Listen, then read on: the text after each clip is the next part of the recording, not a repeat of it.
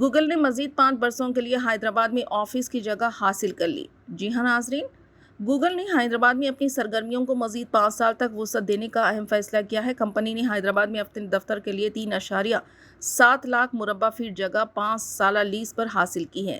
Mega soft limited سے lease کا معاہدہ کیا گیا ہے، جس کے تحت ماہانہ کرایہ 2 کروڑ روپے۔